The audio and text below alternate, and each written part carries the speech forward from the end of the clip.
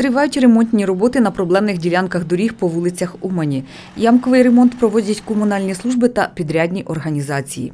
Шановні мешканці Уманської міської територіальної громади, станом на 18 травня 2021 року вже виконано роботи з поточного ремонту на 19 вулицях та 3 площах міста. Першочергово роботи виконуються на магістральних вулицях міста та важливих транспортних розв'язках, таких як Європейська, Залізняка, Тищика, Мазепи та інших.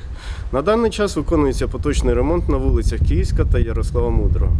Також в межах затверджених Уманською міською радою асигнувань відділом житлово-комунального господарства проводяться процедури закупівель щодо визначення виконавців з поточного ремонту інших вулиць територіальної громади. При сприятливих погодних умовах роботи з поточного ремонту вулиць заплановано завершити до 1 липня цього року.